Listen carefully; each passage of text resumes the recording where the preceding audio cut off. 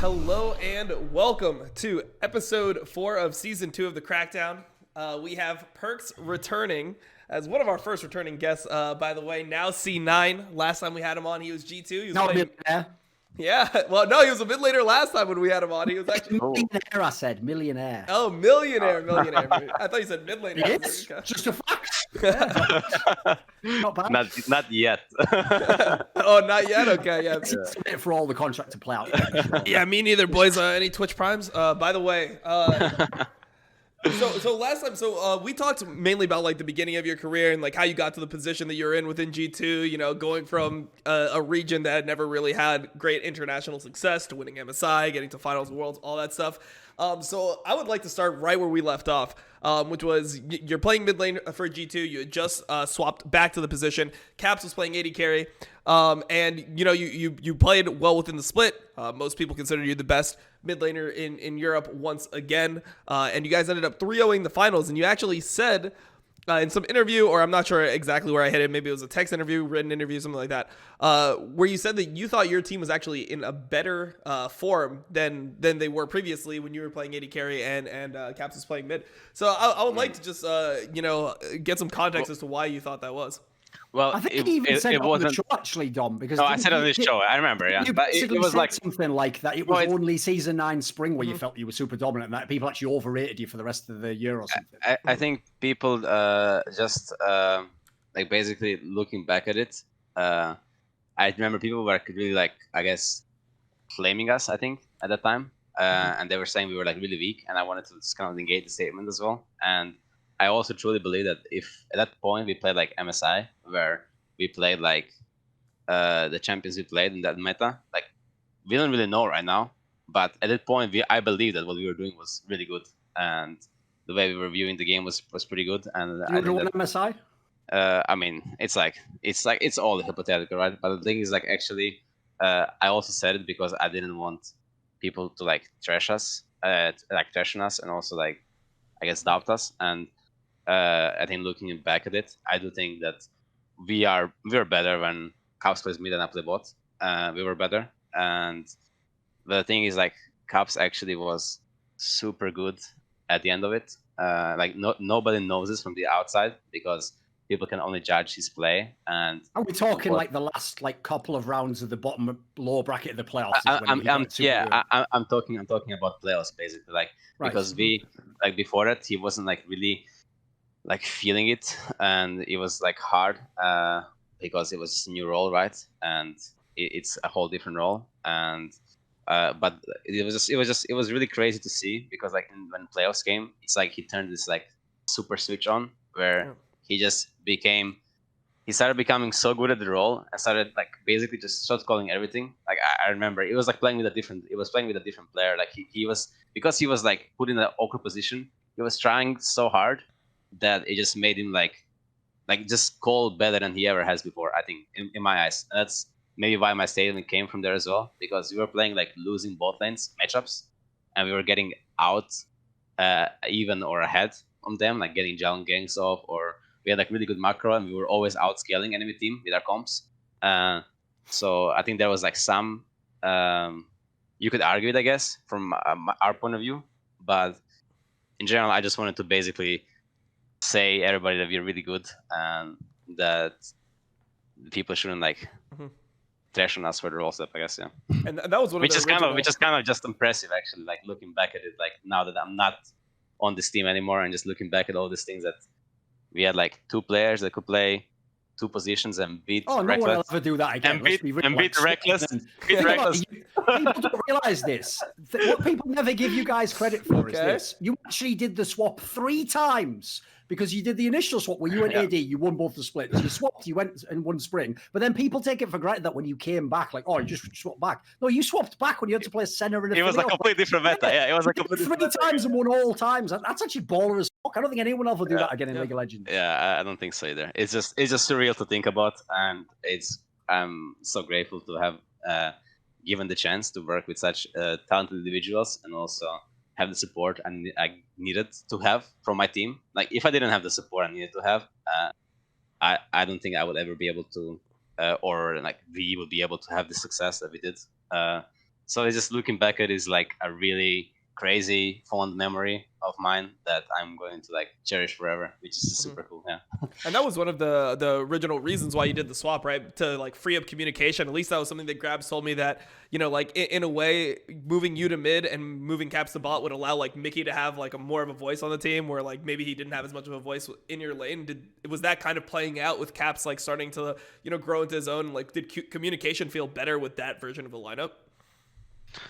I think that I think it's debatable, but I do think that after we swapped back, like we became a better team. Like basically when we played, not in the beginning in summer, but like let's say during like playoffs and Worlds, like basically our mid jungle support 3 versus 3 was very strong compared to previous years' Worlds.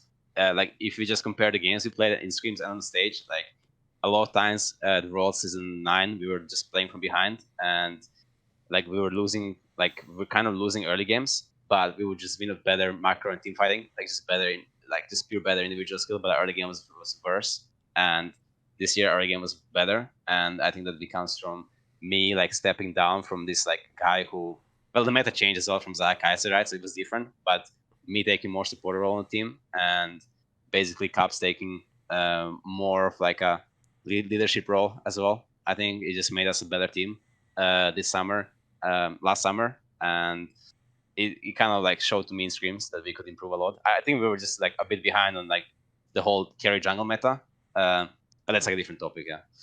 Yeah. One thing I want to just quickly ask, actually, because obviously we never got a chance to ask you this directly, is the narrative in that spring playoffs was really weird to me. Because if everyone remembers, Fnatic was looking amazing in that regular split. Them and Mad Lions obviously were the ones on the rise. Then in the playoffs, they obviously made it to the final. And dude, at the moment they made it to the final from the upper bracket final, I remember thinking like, fuck, they're actually just going to win this split. That's why I made that tweet where it was like, you know, if Nemesis wins, it'll be the worst mid to win or whatever. Which is like a clever backhanded like way of dissing him or whatever. Why I actually still said he's like one top. Classic Torin, yeah. Yeah, it's what I do, mate. It's what I do. I wouldn't know how to compliment someone. I have a nice soul, you know, whatever. So anyway, What the fuck, man? narrative flip I want to know is this, right? Once you guys were in the lower bracket, a lot of people even thought, you know, maybe you get eliminated in the lower bracket or whatever. But before the final, right? Everyone actually online, it was kind of split. Like some people thought you'd win, and mainly they were all saying from experience. But this is what I wanted to ask about. After the final, all of those Fnatic guys, including Mithy, like he did it in my Reflections interview, they make it sound like in the final, it was impossible. They say they could never have won. They claim that because they were like, weren't they on like blue side the whole time or something? They said because they were on blue side, like because of the bans they had to do, like it basically the meta was fucked for them and they just couldn't have won. Like, is that accurate? Are they just telling you like the story after the fact to make it sound like they had no chance? What do you think? They had like no chance whatsoever. It was not even. What like, changed? It wasn't even, like, but I mean, basically, it's just like they didn't play. I think they didn't play like Syndra. Syndra was huge. Like I guess a lot. They didn't play Syndra and Kalista.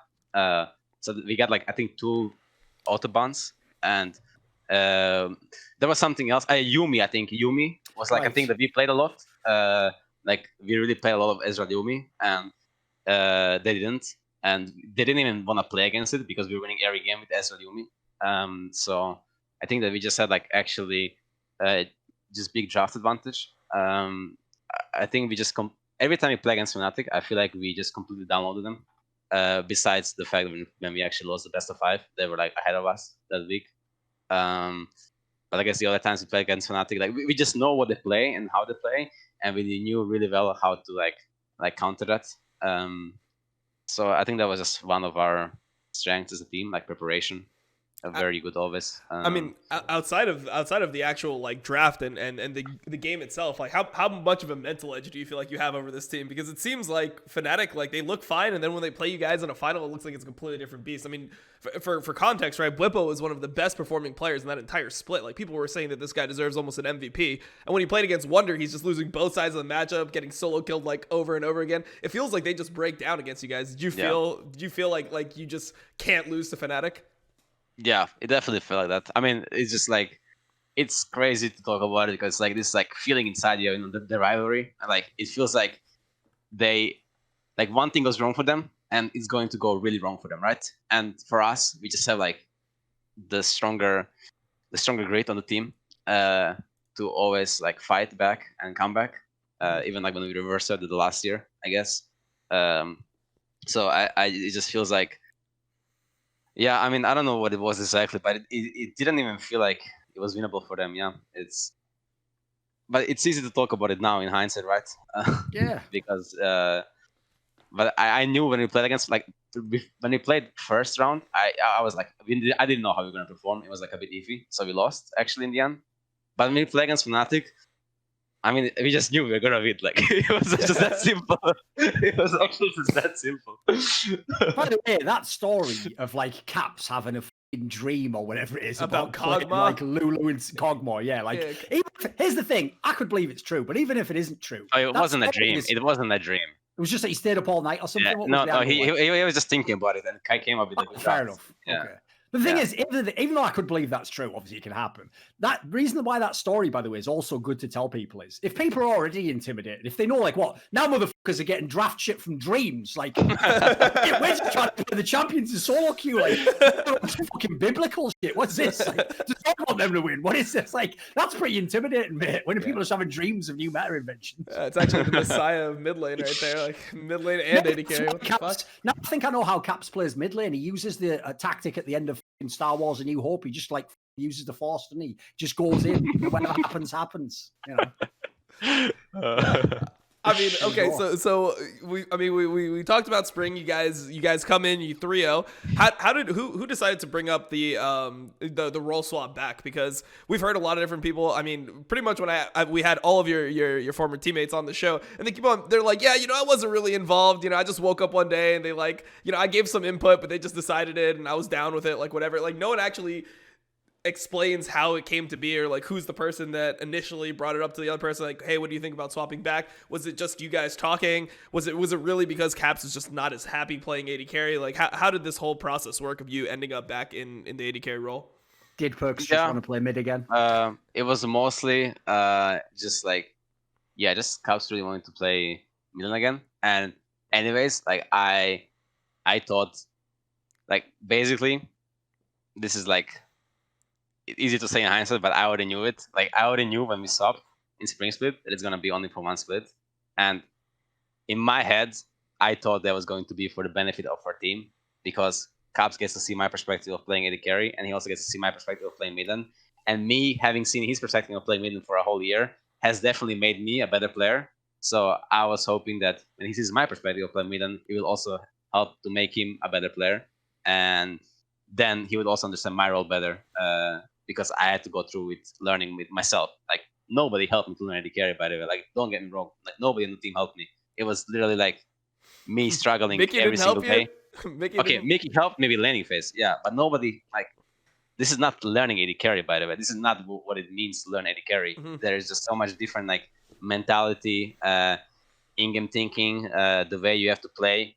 It's a different role, and nobody can, like, besides the coach who has played AD carry before, nobody can help you learn AD carry. Yes, Mickey did help me, teach me play Zyra Khan, taught me to walk aggressively, helped me with learning lanes in the beginning. But once he broke his wrist, well, he didn't break his wrist, but like I had to play with Promiscu. Like I went to this like training chamber, and I just became like really, really good, really, really fast. The obvious joke, fans. I'll bring it back to something. Like,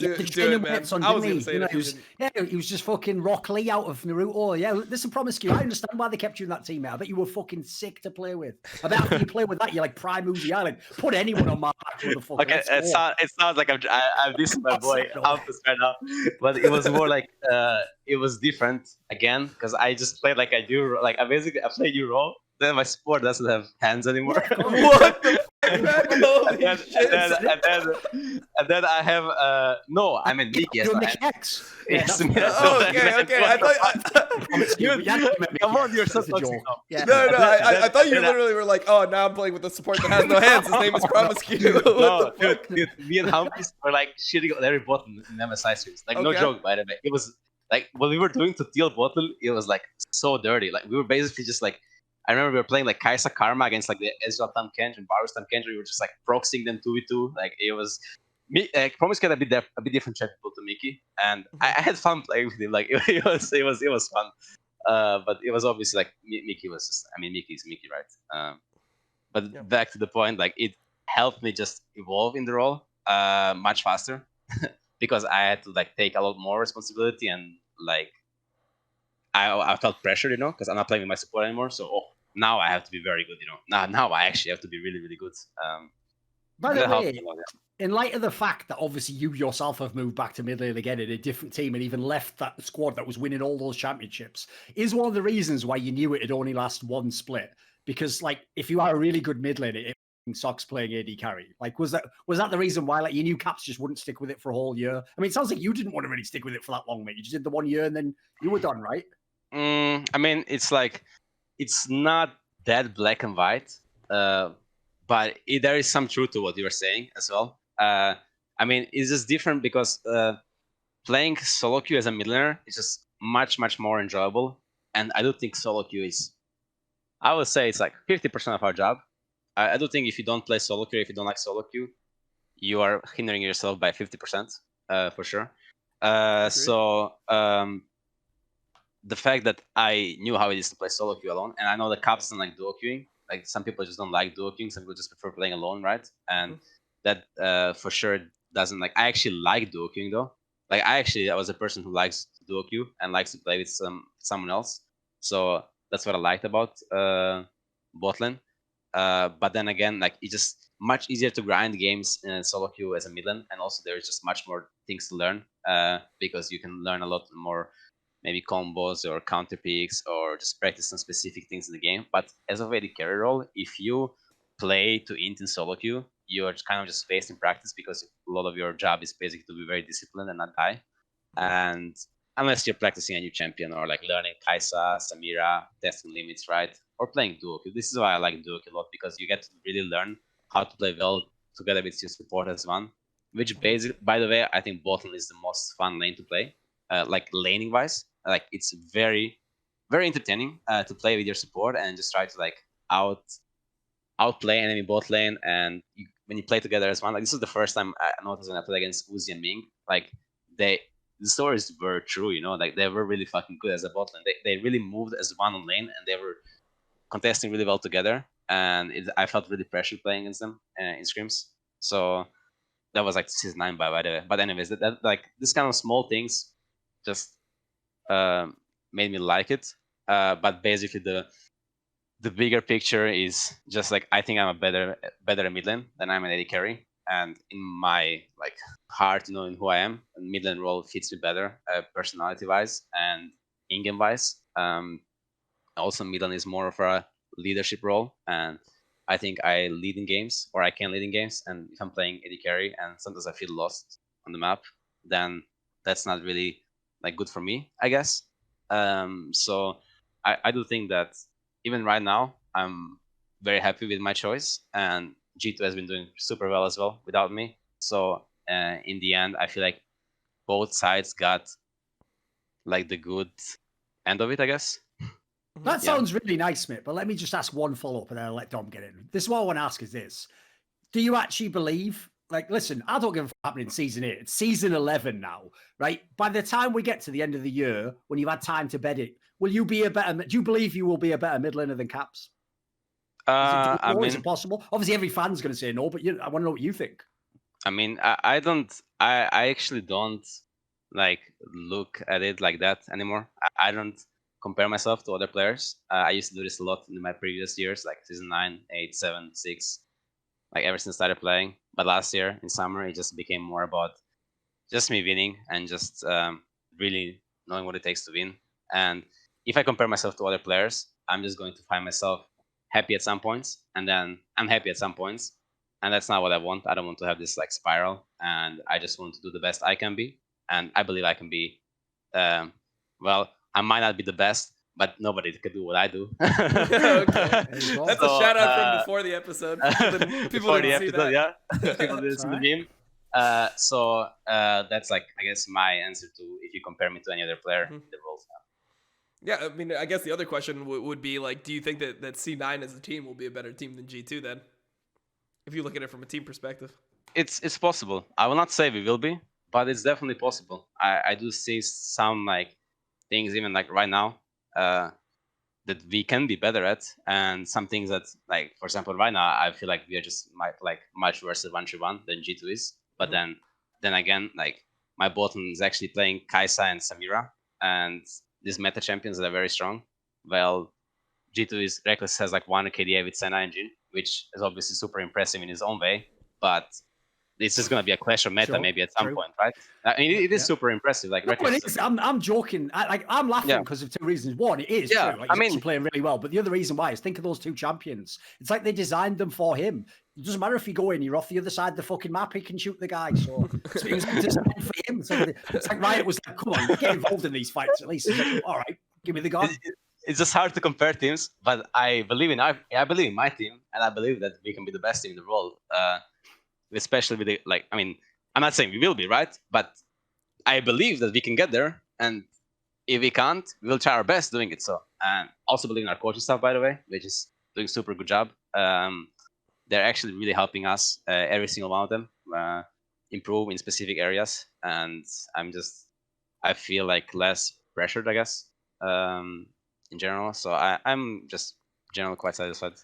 Yeah. So to go back to what you were saying about solo queue, I just wanted to put this to you because I thought about it, and you know, Twitch chat was talking about it as well. You said that, you know, if you don't play solo queue, you don't enjoy solo queue, you're hampering yourself by at least 50%.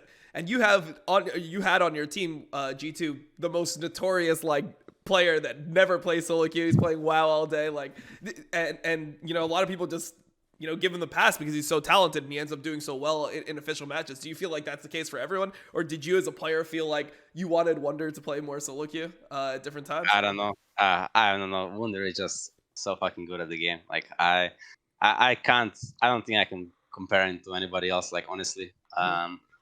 Like, if I don't play like solo like he does, I don't think I would be as good as I am.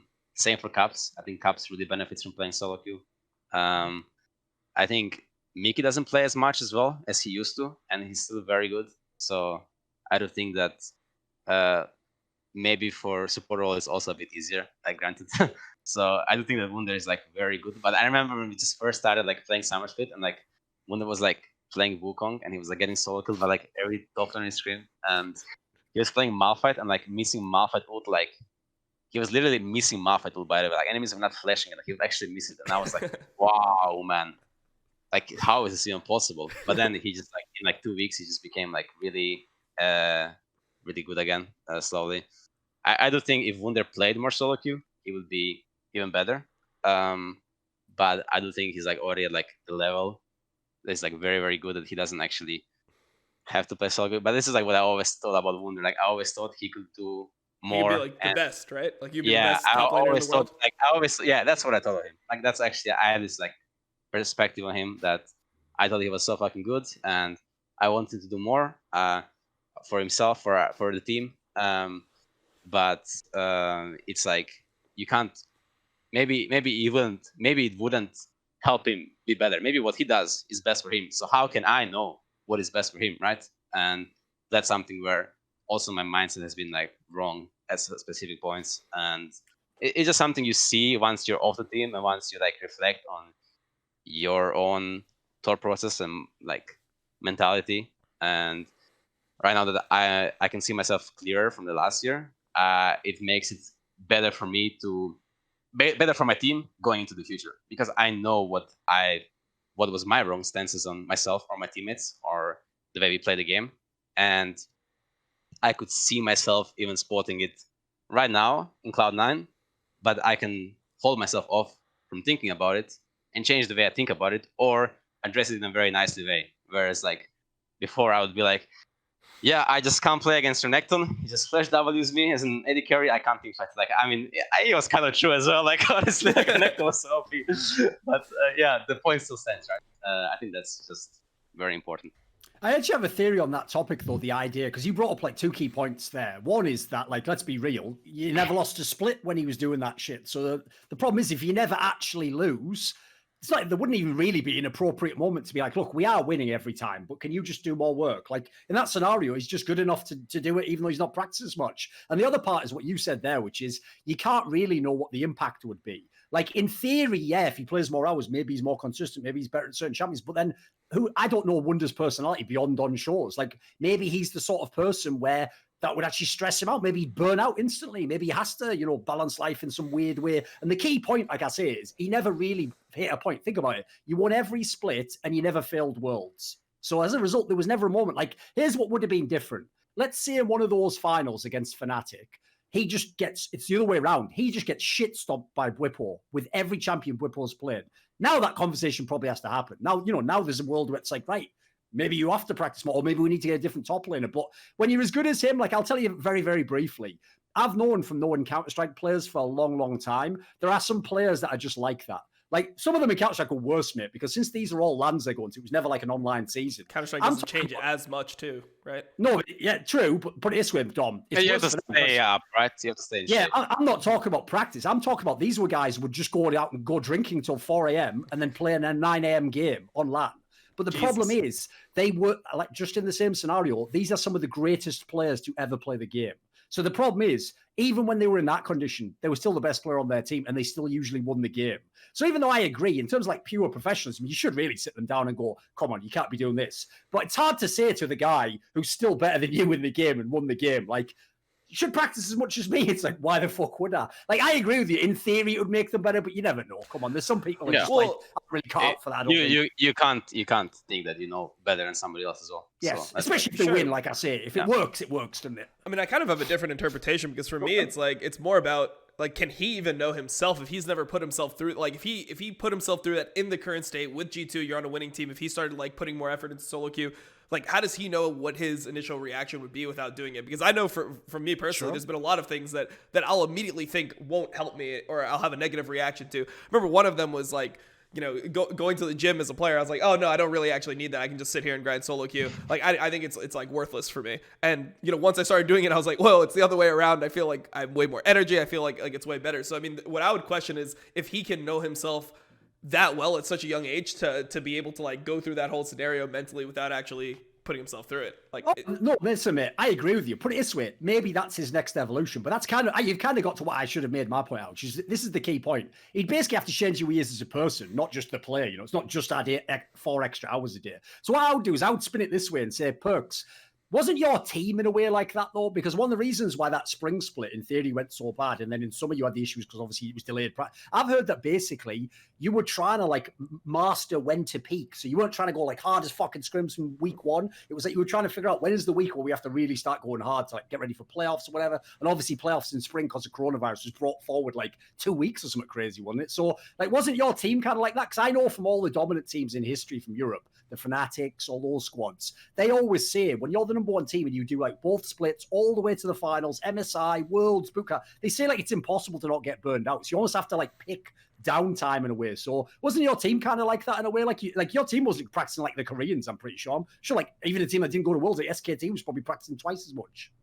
Yeah, I mean, yeah, we were definitely trying it because season 9 we definitely felt like super burnout during Worlds. It was honestly probably the most, like even thinking about it, I'm getting like it was like so stressful, like so much anxiety every day, streaming Asian teams, getting absolutely obliterated, going like 2-18 1 week before playing SKT, and like the scrims were like so painful and everybody was so tilted at each other and we were like so done with it, I felt like. And I was in a pretty bad mental state as well at that point. I can't really speak for everybody else, right? But yeah, sure. I know the team atmosphere was just super doomed, and at that point also the coaching staff was like super useless. They couldn't do anything to help it. Okay. It's making sense, obviously. Right. Don't make that the headline, Dom. Yeah. I mean at that G2 point, right? coaching staff was useless at grabs. That'll be the title. Worlds,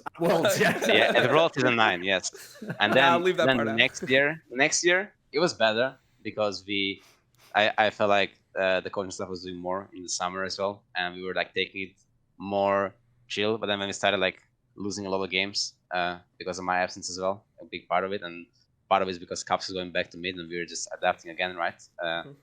And that like took a toll on us a little bit in the split.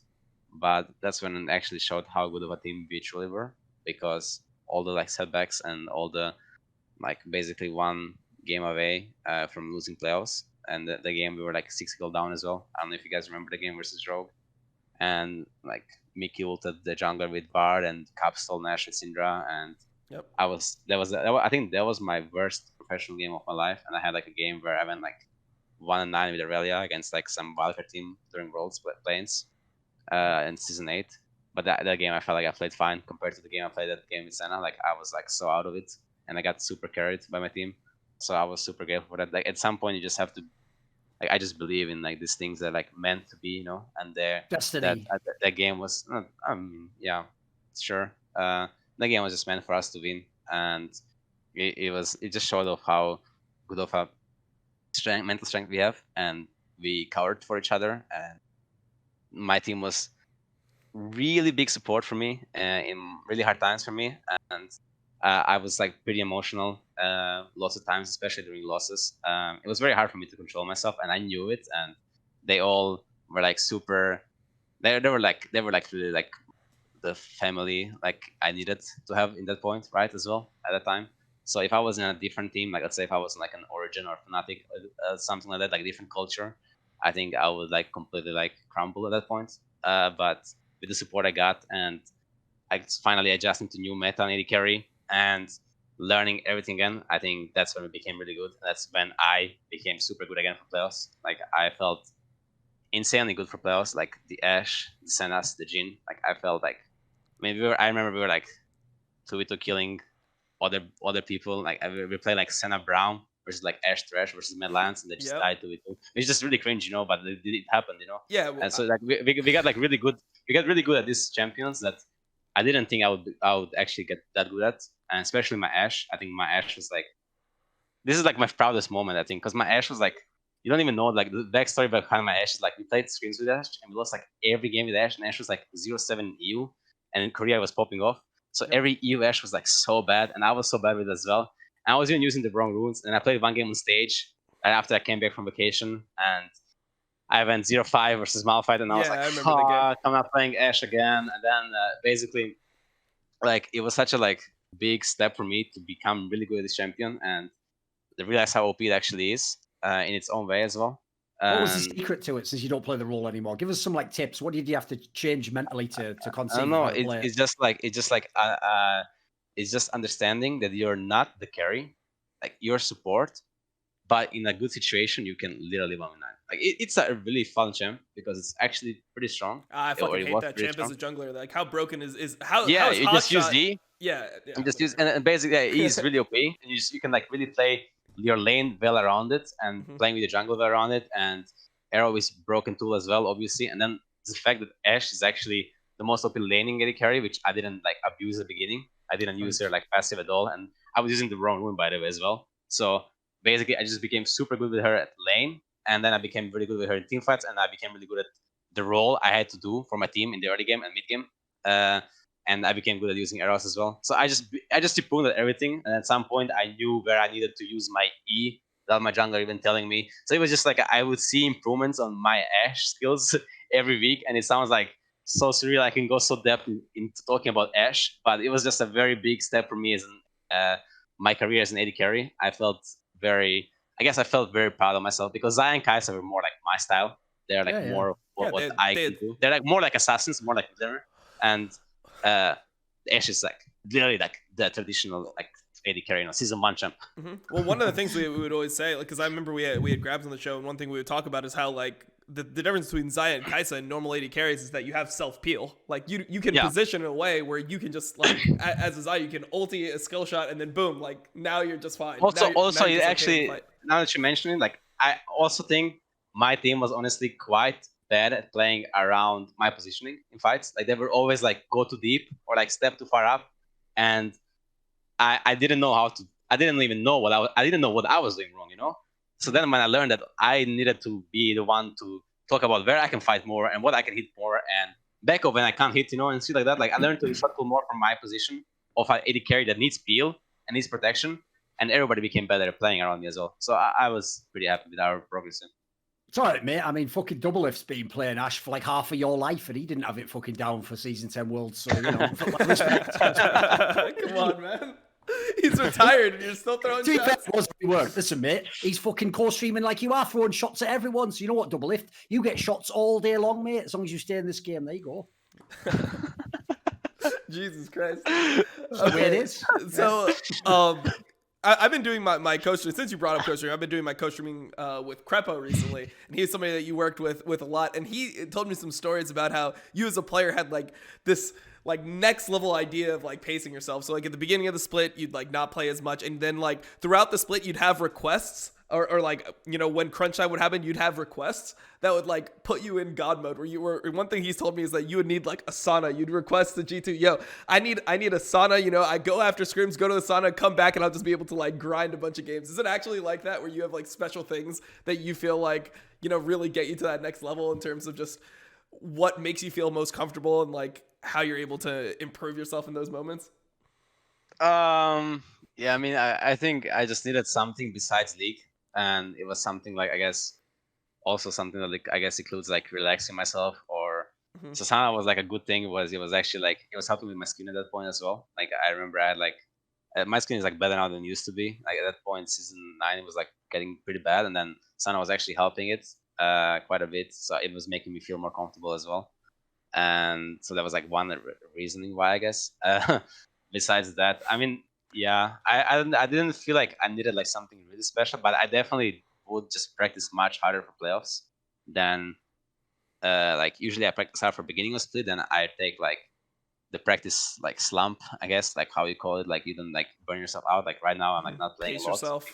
because I don't want to like tilt myself before playoffs. So when playoffs comes, I will like find my champs I want to play and I will just spawn them, and everybody will be really scared of them. So that's like the benefit of it, right? And so I think that's something he's right about. But me needing like super special requests, maybe at times I wanted my raspberries. I think you lagged it, so we didn't get that. Yeah, say it again. Yeah, sorry. I think it's still lagging. Hold on, give it a second. Yeah, wait, hold on a sec. Hold on a second. Let's see. Because your camera's all fucked, so I don't know if we can hear you right now. Yeah. It might have to be a Try disconnect, talking. reconnect. I think he's fucked completely. Yeah, we only hear you like every now and then. Like, there, he'll come back again. Here we go. Okay, here we go. Maybe try changing the server. Is it on the right one? Oh no, that's okay. That should be okay. Yeah, maybe change it to West, Dom. Maybe that'd help. Yeah, maybe we can change it to West. Sure, I'll do that. Just for him, you know. Can you hear me? Yeah, we can hear you.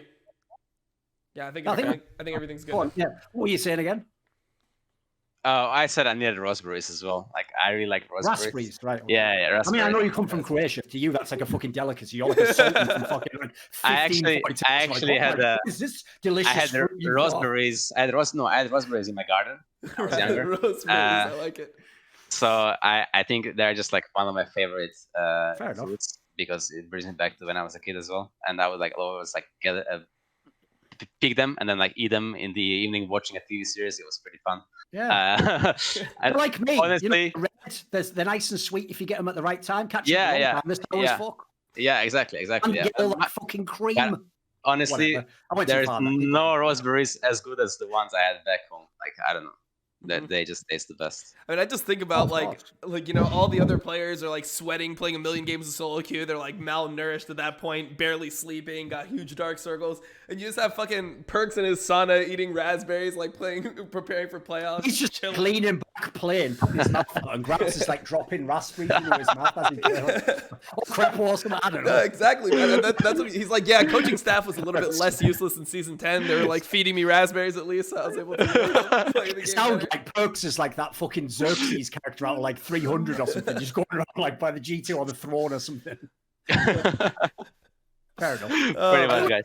That's actually a point as well that I actually have a little bit I can touch on, like history of esports with, which is, as far as I know, every really great champion that has won many, many championships, maybe with the exclusion of Koreans, because they kind of have like this crazy work ethic that you have to practice no matter what. Every champion that I know that hasn't just won like one time, you know, I'm talking like people who win like 10 titles in a year in CSGO or in League of Legends, they win split after split after split. All of them say that is like the thing you have to eventually learn, otherwise you'll never keep winning.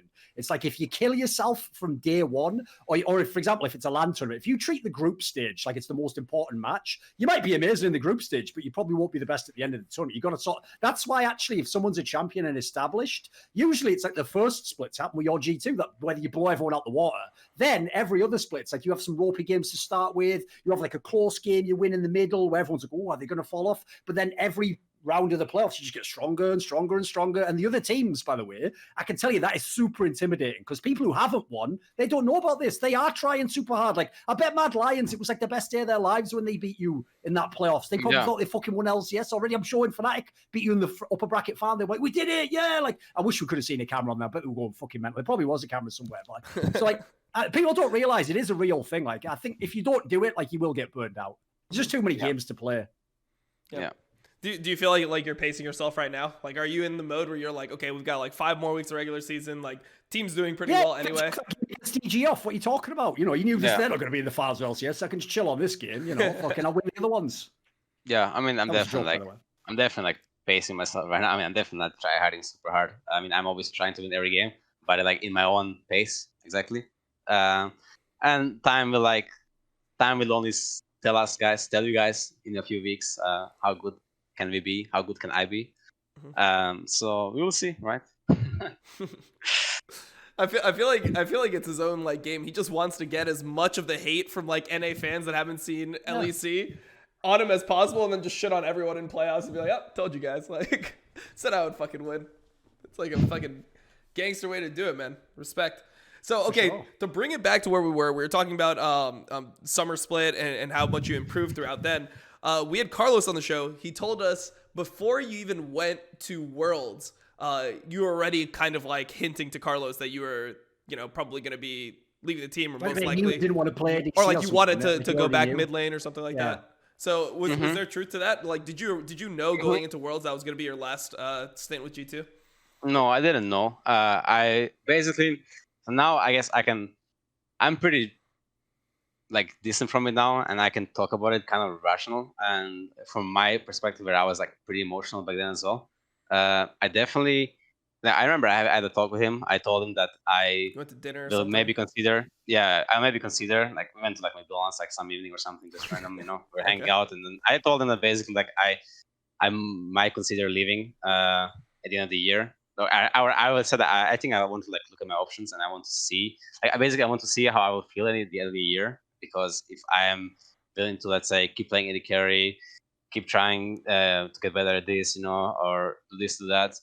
But it was just a very hard time for me to think rationally as well. And basically, like I played Spring Split at Midland, and I kind of like enjoyed that time a lot as well. And I wanted to, I guess, just get the feeling again, maybe. It was also like, it was some things that how I felt on G2. I felt I was growing like too comfortable with myself and my position maybe on G2, and I didn't really like the authority I had on the team and in general, I guess, in the org. That was all going into my play of why I said this decision, or why I told him I might want to do this. And also, an extra point was I thought to myself, I've never been actually a free agent. Like, for many people that don't know, like I was actually denied an opportunity to join Origin when I qualified for LCS by G2, and ended up being the best thing of my life, right? But I was never a free agent. People don't know, by the way. Let me just reference that, because actually Mithy said it in his interview with Reflections. Basically, when Mithy and Sven came over from OG and joined G2, they were just trying to get Perkz to go the other way and come to join them instead, because obviously they had like PoE who was like all busted at the time. So like, there's a world where you leave almost immediately after the first split, right? That was a role. No, they wanted me to join before the first. Fair enough. Yeah, okay. Like after Worlds, basically, I was supposed to be a replacement for Pekka. Right. Okay. Yeah, and so basically, after that, I mean, besides that, I never had an opportunity to like see what teams I can join and what offers I would get, and to actually see my value on the market, right? And that's part of it why I really wanted to at least see my offers. And then obviously, like after Worlds, I was very like emotional as well, and on still the time, like it's been pretty hard for me. Like I didn't know how to deal with the loss of my father, and in general, like I felt like I was victimizing myself a lot. Like I felt like I was creating the victim of myself, and my team could see that as well. I'm pretty sure, and I didn't. As in, like, you just kept thinking about it, and you just and I didn't want to like have this kind of like to have this kind of picture of myself or them having this picture of me, and I felt like it might be like hard for me to break out of it if I stay on the team. And on the same point, I also felt like maybe me playing Midlaner would be better for me as well. But then after having the talk with G2, it went like pretty bad. Honestly, the talk was pretty bad. It was like both parties had their own side of it, and didn't see my picture. I didn't see their picture all the time. I was super emotional. And then I talked to my team, and I told them that I'm considering leaving. And then basically after talking to them, I think they were pretty understanding. It was everyone besides Wunder because he already left for home. And then like we started talking about like The Last Dance because we watched The Last Dance. Yeah, how great was that? That's and then like basically like then Caps started like talking about The Last Dance. Yeah, exactly. And then I know that Jankos wants to go to NA after this year. And basically I started thinking to myself like, fun, this has maybe one more year, maybe like I'm pretty sure I can do it, maybe it's worth it, but maybe it's not, but then basically it ended up like me just getting removed from the team. Like it wasn't like my decision in the end to leave, which was just what was super shocking to me, even though it was really understandable. I just didn't understand at the time because I felt like it basically goes back to the point. I felt so comfortable with G2. I felt like I was like the king of G2. And I feel like I own G2. Like everything that G2 is, it's because of me, but that's also not true, but it's partially true, but it's not true. But Carlos has given me like everything I needed, the support and the teams and every player and everything possible, and like everything I needed actually from not only an owner but as a friend outside of the company. So this decision felt like super emotional to me. Like I was not seeing the bigger picture of it, and it really like I was never this like I've never been this anxious that off season as I like in my life. Like I couldn't sleep. Like I was just completely shocked, and it felt like literally like the demons in my head were like lying to me, and saying like how G2 fucking screwed me over and they hate me and shit, but it wasn't true. And it was really egoistic of me to think that I can tell them that I want to leave and then that I want to stay in the end or something. Let me ask you a question on that. I didn't even know if I wanted to stay. Like basically, just when somebody tells me you're off the team, like I might have want to leave anyways, but when somebody tells you, then you're like the little kid. You can have a emotional reaction. Yeah, the little kid inside me is like, no, I don't want to leave now. Like basically this kind of thing. Yes. So it was just like it was this like insane like thought process, and then it just made me realize so much what is actually important in life and what do I take from everything. And it was honestly the best thing that could happen to me, and it's literally like what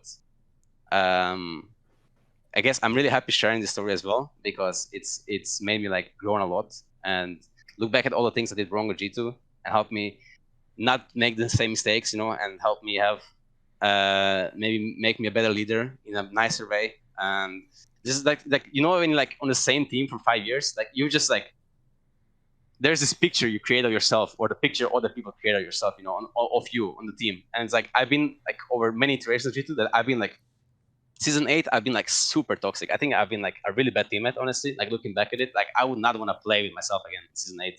Season 9, hard on people. Yeah, like super hard on people, like very like problem oriented, very like winning oriented, very like super like.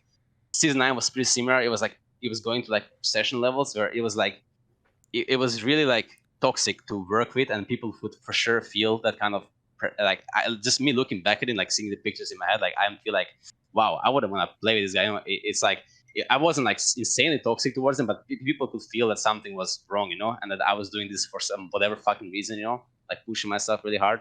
But I wanted to basically in Season 10, I was changing myself slowly and slowly, working on my flaws, working on my problems. And now that I have a new team, I feel like I can use all this experience and like take a deep breath, take it slowly, use everything I learned. Like it's just wonderful. Like life is giving me this opportunity to reunite with like Sven and Mitty, which is like it's just super surreal, by the way. No, like it's cool, right? Yeah, it's fucking cool. No, like we won like 3 splits together, and there it's like I'm a kid from Croatia, and they're like from Spain, from Denmark, and it's like like what is even going on in life right now? You know, like it's just super surreal. Yeah. So it was just, I don't think I would go to NA, and I would not even take like a bigger fat contract. I think I would maybe just sit out if I couldn't go Cloud9. Like seriously, like I think I would feel. Questions on this. Yeah. I mean, there was. I mean, I just want to say there was times where I remember you even messaging me, like you DM me on Twitter. You're like, "Oh, dude, I'm thinking about going the streamer route. Like, if I become a streamer, like, can you show me the ropes, like agency, like how do I get deals, like everything." So yeah, I was actually really surprised that you were considering becoming a streamer. I couldn't see you just not competing anymore since you were like literally in semifinals of Worlds just a couple weeks before that. So yeah, I mean it's a crazy transition. And I would just like want to kind of like break it down. I mean, you said you at the time you felt like, you know, you were getting wronged by G2, but like at this point, do you feel like it was just completely okay, or did you still feel wronged by some of the things that were said? Like, so for example, to just put let's do it in depth, because this is the thing. No, I mean, the thing is like, I don't want to go. The first question is this. No, you don't have to go into depth. But I have two small questions. They're simple ones. One is it true, or rather, do you ever remember? Did Carlos in the past ever tell you that thing he told us? That one thing he told his players is, look, one day I will sell you if you're under contract and you cannot join Fnatic. Is it true that he had actually said that in the past? I don't really know. I honestly don't remember. I don't actually think he's ever said the Fnatic part. Okay. But that's like, honestly, it was implied. Do you think? It could be. It could have been. Yeah. I mean, it's like, I understand it as well. Okay. I mean, it's like, I would never do it if I was him. Yeah. But I'm a different person, and I have no reason to judge somebody else for doing. Like, his reasoning completely made sense, and I still love him as my friend, and I respect everything he's done for me. So, therefore, in that regard, I have like no hard feelings. But in the fact that would I do that, I would never be able to do that. Yes. So that's something that he has to like basically live with, and he's made his decision, right? And basically, Nate, your angle, because I've talked to you also privately in that off season, your angle sounds like what I said in the video about you, where I said, if I'm Carlos, I wouldn't do that move. Like, my logic would be a bit like yours, that you built G2, it was your team, you were the reason even those players came to G2. So if it was me, I would take the hit and say, look, I'm probably the best Western player ever going with caps, but like, fuck it, I'm keeping the guy I came here with, and I'll find a way to win. I mean, you aren't normal people, mate. Like, a lot of people wouldn't do that. They do what's best for their business. So the question is, go on. It like depends, because like because this is the best thing that happened to me. So maybe he knew this is going to be better for me as well. Because if, let's say, me staying on the team that I'm unhappy with, or I'm telling them before the Worlds already that I might want to leave, like, it's not beneficial for me or for the team, right? But it could be that I would anyways like rise above it all, you know, and step up, you know, for the next year. But it could be that I'm not, you know, and then on the fact of like me or caps thing, like that's never been like a thing. Like, I would never allow that to like happen. Like, my teammates were like really like they're like brothers to me. So it's not like that would ever be like a thing that it would keep me and like sell caps. I think that's just like even like disgusting for me to think about, honestly. So I could just cut you off right there. Yeah. Here's the other question though. This is a simple one. It's just a simple one about the industry. I know now, like, I'm not trying to do this to say I told you so, but believe it or not, when we were doing an episode of this show, it was the one that had Zazel on last year. Right during the show, the news broke that you guys had all re-signed your contracts. I think it was like during the spring split or something, wasn't it? Wasn't it around then that you all did the re-signing? Yeah. Right. So when this happened on the show, everyone else's take, I'm not saying they're idiots, they just don't know the way the business works. Everyone else's take is like, great, that's brilliant, because we all love this lineup, and I'm sure they all love to play together. And so this is great for everyone, right? They can now play for 2, 3, I think you have 2-year contracts or something. They can now play for 2 more years together. And I even said on the show, even G2, which, yeah, I would agree. I think they should play together. Even they probably actually, as individual players, fucked up by signing those extensions. Because what you want to do when you're as good as those players is you want to go to free agency. Because that's the key thing. You never were a free agent. So if you've gone to free agency, listen, mate, even if Carlos lets you go, you can go wherever the fuck you want. You can go make a new team if you want. You can do whatever you want. Yeah, the thing is, I would be on the contract anyways. So it didn't actually matter for me. I was just you had the longer one personally. It was just that re-signed. No, everybody else had the same. We would all have like the longer one, right? Oh, was it still another year? But you just extended it? Exactly. So it wouldn't actually like change for me in that fact. Okay. And it just like gives you like, I guess, a boost now a bit, you know. So it's like I mean, it's honestly also like I don't mind. I mean, I do definitely. If I was the only one year left, I would like not resign. Resign. Resign? Yeah. Yeah, I would not resign either.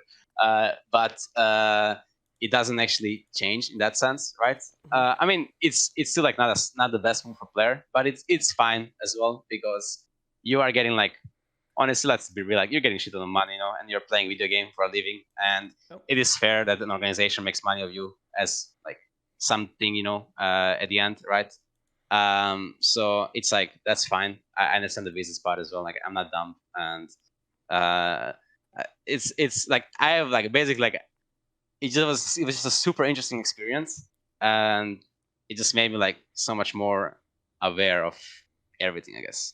Yeah, I mean, the one thing that I was kind of hinting at wasn't necessarily like what actually happened, but more like the messaging, because the thing that was confusing to a lot of the people in the community was the messaging was like he sent out a tweet, Perkz goes like wherever the fuck he wants, right? But then we find out later that you didn't actually go wherever the fuck you wanted. Like you couldn't go to like one of the options. Not saying that you would have gone to Fnatic, but you would not have been allowed to go to Fnatic anyway. So like, was that part of it? Because I remember there was like a back and forth between like you made a statement and then he made a statement about like you could go anywhere, and people were kind of confused about like what your actual capabilities were.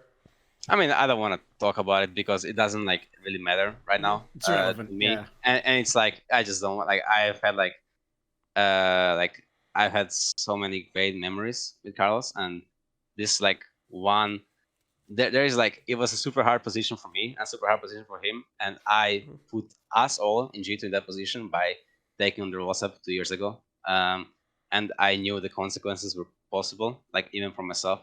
Like basically, I mean, I knew what I could maybe experience in the future, and basically that's why I'm just the whole point of this is like just basically overcoming your own inner demons, and you're overcoming your own like bad thought processes and bad mindsets about things, and just in general learning more about life.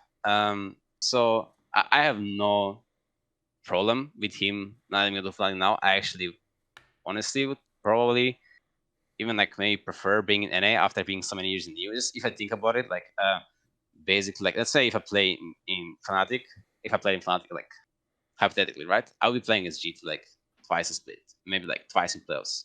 And what kind of feelings would that like bring inside me when I face G2?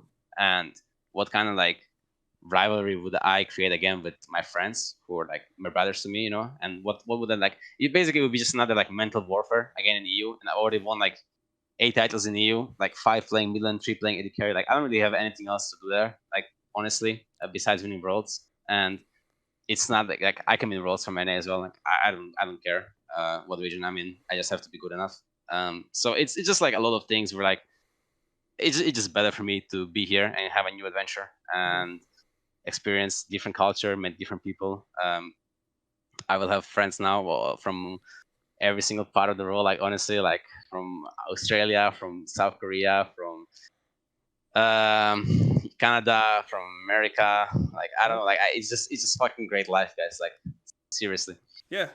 Just it's out there. It's also irrelevant because A, it wasn't Perkz' choice, and B, even if it was his choice, Fnatic doesn't have $11 million. Can everyone who's a Fnatic fan just shut the fuck up? Listen, if you guys love Fnatic so much, give them all your money. That's right. Let's fight for expansion. 10% of your money, you all do a fucking paper round, don't you? So, and you all use that money to buy new fucking Seraphine models and fucking like €200 things. Oh, look at that! I can see up the skirt. Oh no, I can't. Shit, it's just a model.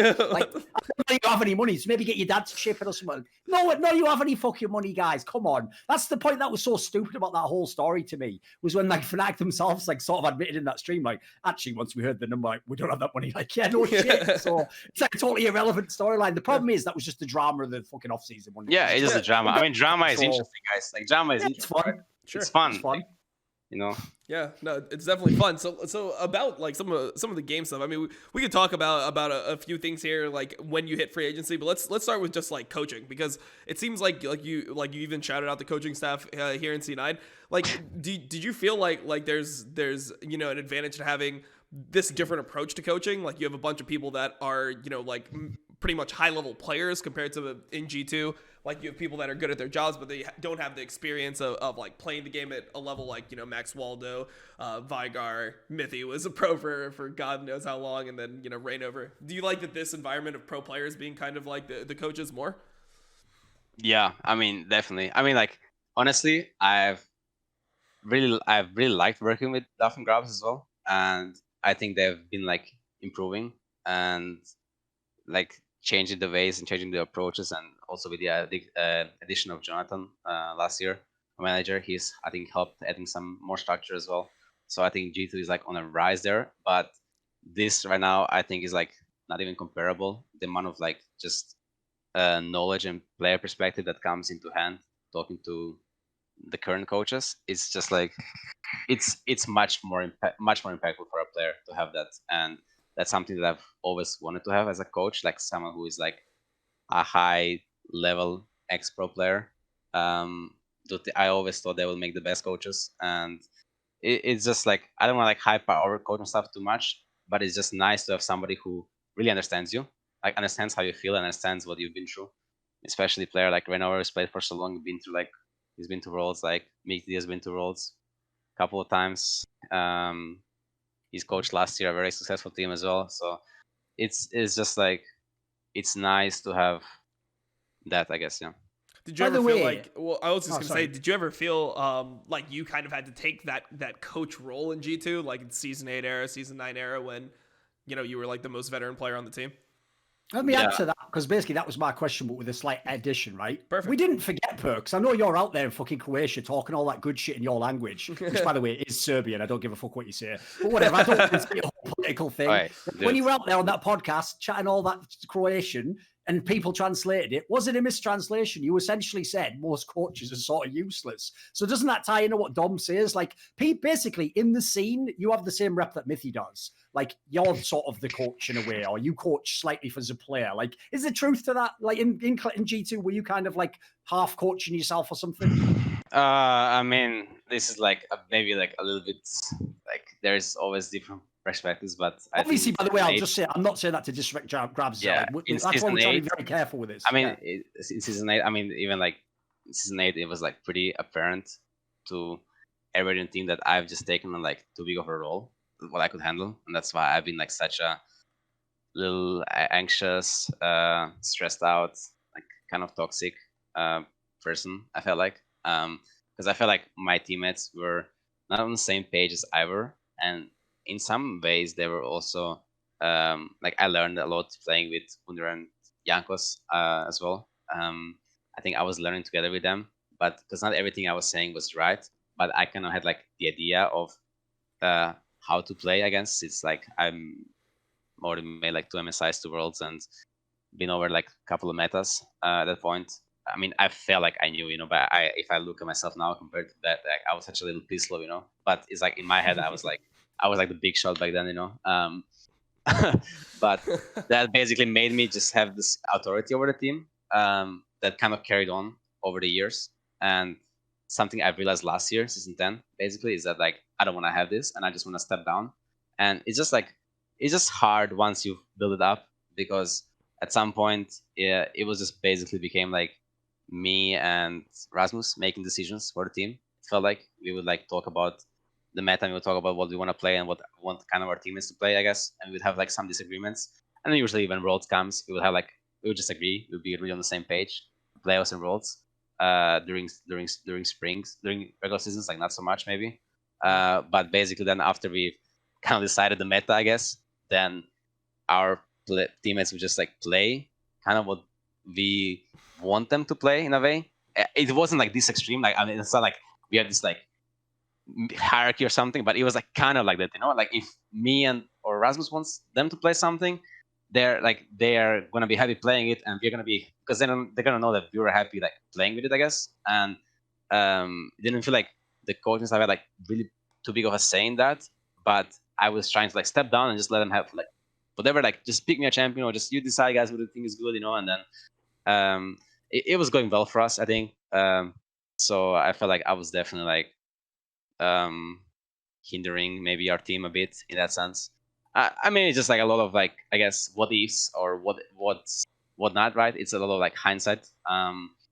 But I definitely enjoy, like, back to the like main point is like I enjoy having less responsibility or pressure about that. You know, I just like I trust them. They're gonna like suggest me the right champion, or we're gonna practice the right thing. We're gonna do this. We're gonna do these drafts. You know, you're gonna tell me if something is wrong. You're gonna tell me if I'm being stupid. You know, if I'm acting dumb. Just do your thing, right? Yeah. Do you feel like kind of relinquishing some of that control could make you lose your edge as a player? Because I mean, like, a lot of people they don't want to take that step because they feel like they're not allowed to like fully express themselves. Like, do you feel like that will happen with you at all, or you think you're completely good with it? The thing is, like, I'm still learning, but I still like want my team to play a certain way, and that I'm expressing in reviews and expressing in how I want us to play. But I'm just not being as aggressive about it or as needy about it, or like I talk about it with coaches as well in private, what I think is good or what I want us to play and blah blah.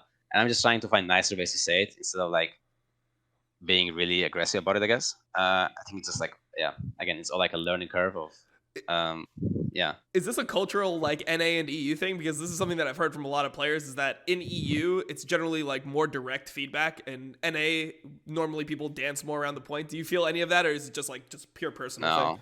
I don't feel like that. I think it's just like it's just about maturing and knowing how to address feedback and how to communicate with people in game and outside of the game. I think this is like an EU thing. Like EU thing, it's just like EU. I mean, it is a EU culture in a sense where I feel like EU players from different countries, like let's say second world countries like Croatia or like something else, Slovenia, Poland. Like it's different. Like Romania, it's different. You're differently raised, so you're just more. I would say you're like more growing. I guess like growing up faster. I guess in a way, if you could say so. So you're just like.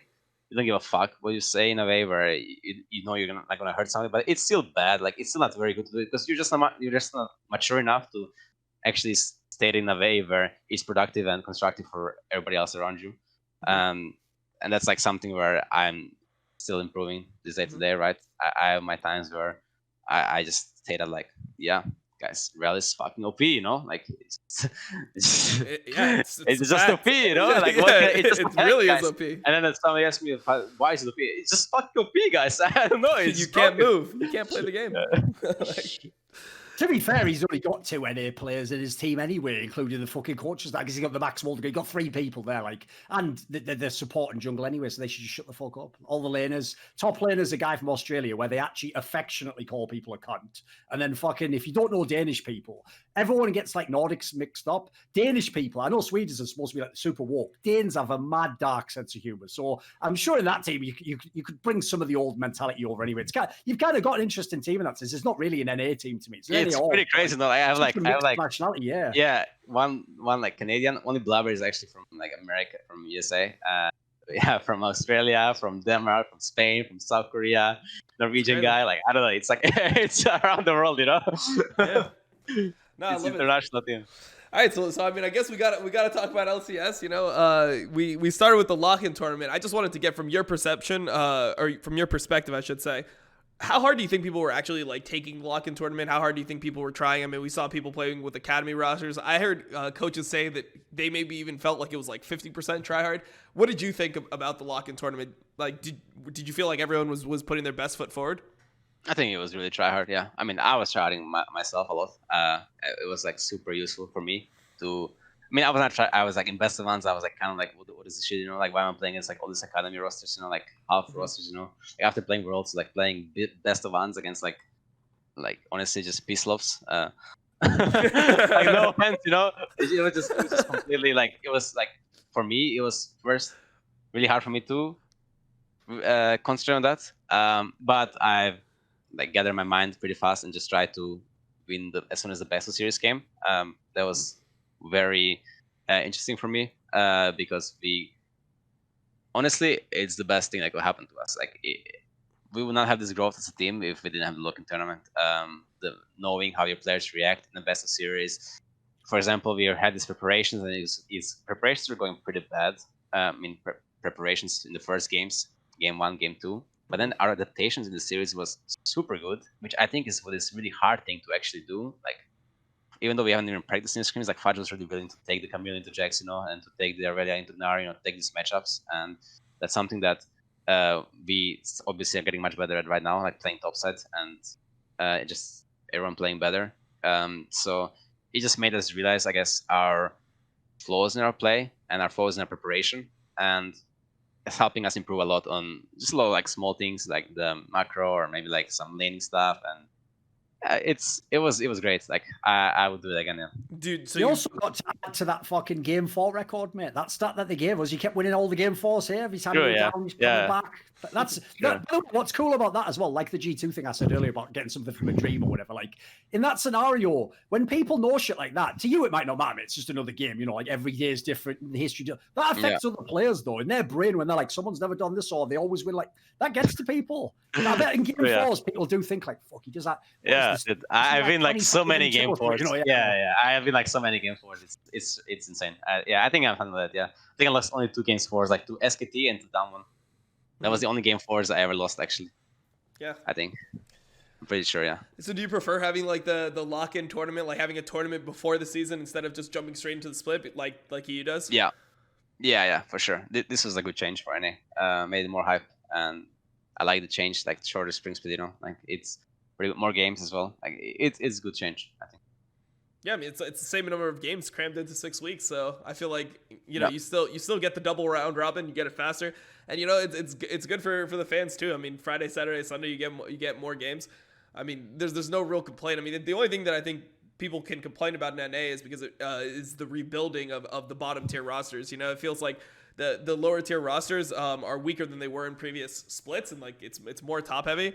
But I mean, I guess you don't really know how it's going to turn out. If you develop enough talent with it, you could potentially end up in situations where you get you get like a 4th or 5th really good team within LCS. No. Is there anyone that specifically like Dom's like fucking dancing around? Like, let's be real, Dom. Like fucking Immortals and FlyQuest or whatever it is just made like a fucking Astralis lineup, didn't they? Like, and all those players are hyped, but like, what are the odds all the rookies make it? Like, some of these teams are so cynical, mate. Well, the way I kind of see it is like when you look at the Astralis roster, like who out of the team is like a young talent that you're gonna be like, oh, maybe this guy is gonna be insane. Like, it wasn't Nukeduck. I mean, Nukeduck I think was like pretty good at points, but he's not somebody who has this massive upside. With Magic Felix, I feel like you actually have that. Besides for that one, maybe Jeskla. I don't think anyone thinks Zanzara is going to be the next mechanical prodigy. I'll throw it the other way to you then, mate. Go on then. On FlyQuest, right? I've heard very good things about Parla Fox. Okay, right. Which ones of these players on FlyQuest or Immortals, Dom, in 3 years will be like, he's probably the MVP of the split? Like, which ones? Go on. I can see so I think Revenge has a lot of talent. I think Revenge could be really good. Okay. And then the other one is Jose Dioto, for sure. Like, I think that Jose Dioto is a legitimately good player. Like, I've played against him a lot. Fair, yeah. I played against him a lot in solo queue, and this guy's always at the top of the ladder. He feels like he's solid. It feels like the guy just doesn't make many mistakes. So I think that both of these players could be good. And then, like, Palafox, like, you don't know where these players are going to match up. But the way that I view it is, like, maybe Palafox is not the next MVP of the split, right? But what if Palafox is the next, like, player that replaces Golden Glue in that like, tier of mid laners. Like, now we have an NA mid laner that's like more solid, has more upside, something like that. So that's why I believe it to be healthy. I don't think that it necessarily is all about like, the super top tier. Is there anyone specifically with the whole import rules? It does make more sense for NA than EU, obviously, in that regard. What did you say, though? What was your question, though? Come on. Oh, I mean, the question that I was going to ask, Perkz, is that was there anyone that like specifically impressed you so far in NA, like a player that you hadn't heard of, hadn't played against? Is there anyone who you thought was actually like better than expected? Not players, but Ohana Thieves as a whole team. I think they play pretty fast paced. They're like a little bit worse version of like let's say last year Fnatic what we played against, for example. They were like pretty fast paced as well, right? So something like that. But it's just like they actually play well around some specific areas, like fighting dragons, taking the space around it, getting flanks. Snowball early game, like it's not easy to play against them, I feel like. And in general, I think the top 4 or 5 teams in NA are like decent. I would not say really good. I don't think anybody's like really good. I think we are pretty good with Cloud9. I think that we are the best right now, but the other teams in NA are not easy. Like you can't go into game, let's say, and play against TSM or EG or 100 or something and be like, yeah, we're just gonna win, right? They will challenge you in draft, and they will challenge you in the gameplay, and it's not gonna be easy fight. So that's what I like. I didn't maybe think it was gonna be like that. So I feel like the level of competition is a bit higher than from watching like last year NA. People were playing really slow and really like scared, and now it's like a bit bloody, which I like. I mean, it's like still kind of like low elo bloody, but it's better than like low elo safe, you know? Like okay, yeah, sure. yeah. I mean, it is what it is. But it's fair. There hasn't been many clean games this fucking split. Let's be real. Even from the teams that are winning, like there's some outrageous games in LCS at the moment. Mm-hmm. Yeah, for sure. Yeah. One thing I wanted to ask you personally is like I feel like you've been getting a lot of advantages like outside of lane phase. Like you're just playing the side lane better than a lot of people, and I feel like that's like where NA mid laners lack. Do you feel like there's like a big lack of side laning just in general playing in this region?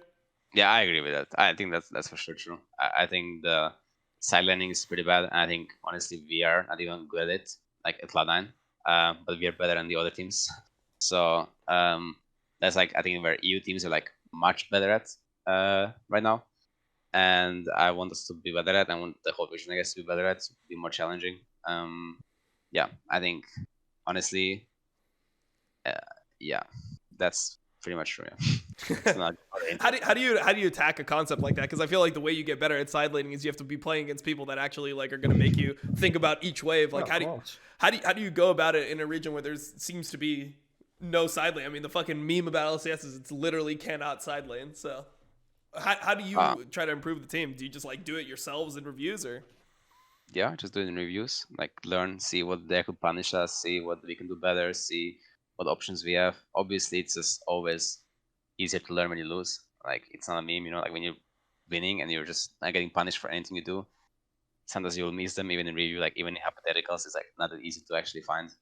Maybe always, but definitely, I think if you just get like good basics and then when you go international bootcamp, you should be able to see what is the extra step the other teams are doing to you, or maybe if you've actually learned all that needs to be learned to face them, maybe you'll actually be able to take games in scrims. Yeah. Which is usually like not the case. I speaking from experience. Usually the Asian teams come and like the first couple of weeks, and then we catch up. Yeah, I mean, it happens. What's your evaluation of how you've been playing individually here? Because I mean, obviously people are mixed. You know, you got like fucking Reddit opinion, Twitter opinions. What's your own personal opinion on your like level of play mid lane compared to like what your potential is? Like, what percentage do you think you're playing at right now? I think it depends on the game to game, I guess. In the draft, like I'm just trying a lot of things, and I'm also trying a lot of things because I want our team to be comfortable with me playing a lot of things and to learn the styles that we can learn.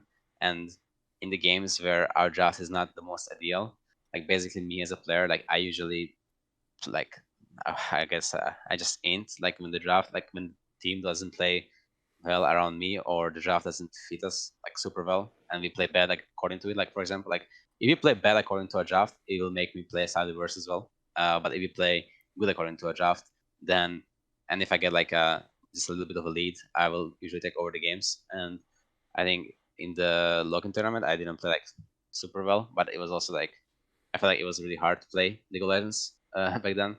I think we've like improved insanely since it. That I feel like honestly I kind of feel like already like I'm a G2, not like quite there yet. There's a comfort, but I'm pretty close to it. So I feel like I've just been adapting much better to my teammates, and they've been adapting much better to me, and just getting on the same page more, and it just makes me play better now in the LCS. And I think I'm like maybe like 63.2% strength right now. I mean, I like that number. I'll take it. 63.2% Perkz. Like maybe my Zoe was like 80%, but even then I was like missing my skills to the game a bit. So I think I can be like slightly better. I think usually come playoffs, I'm really good, but I'm gonna try to like play well next week because sorry, he was still 3 times better than Jensen's Zoe, so I wouldn't fucking worry about it. I was just thinking that. No, the thing is though, that actually brings up a point that I'm actually very interested to see from your play now that you're in NA, which is Even the EU mid laners who went to NA, Bjergsen, Jensen, because really they played like their entire careers there pretty much. So they just, to me, that's why I understand why NA fans think of them as NA players, because they're just like better skilled players, but they are NA players. Like if Jensen wins lane, like he did back in season 6 or whatever, all he does is just he's slightly stronger in a team fight. Like he doesn't use it on the map the way you could. So I want to see if you're really going to do that, because I've always wanted a really elite mid. And unfortunately, I don't think Febvre, when he went there, had like the right headspace or the right team. I've always wanted a really elite EU mid to go there and do what basically Tom's discussing, which is when you get a lead, if you know how to play the map, it's like playing one of those like Koreans, like fucking rookie mid. They torture you if they get a lead. Like they can do anything. You can't do anything against them. They have all the agency on the map. They can move around. They can position their advantages in different places where there's weaknesses. Like you can win the game. I know NA players don't know this. You can win the game a lot of ways other than just having a team fight around a fucking Baron. Yeah. So we're going to do it, mate, and show the way. Yeah, it's true. Like I think it's also like kind of our team of the team at the beginning. Like we were like so focused on like dragons and being there on time and shit, and I was getting like so stressed out about it. And I was like I knew something was like terribly wrong, and I was like, wow, this like can't be right. This is like so bad way of playing League of Legends right now. And then as soon as we started changing it, I just think more about like the minions and tempo and vision, and not contesting every single dragon in the game. Like we just started winning more games and scrims on the stage. So definitely. There is some room for improvement still. Yeah, sure. I mean, I hope it improves the region, because like one thing I was discussing, I did face check earlier, and one thing I was discussing with LS is like what games you can actually take value from, right? And I don't know if you guys watched the EG versus Dignitas game, but it was like a complete shit show. You know, Jizuke like into. I mean, that was just like Jizuke just inting, no? Like, yeah. But like even like the whole game, like they're randomly fighting over wraiths for no reason at like 15 minutes. Like I have no idea, and then suddenly Blue King just 1v9ing. Those games you can't take anything out of. But I felt like your game versus FlyQuest, it could actually improve FlyQuest. It could actually help the region, because there's no way that Palafox comes out of that game. He's like, okay, so I'm like 20 CS above this Tristana in lane. I'm He should not be happy, yeah.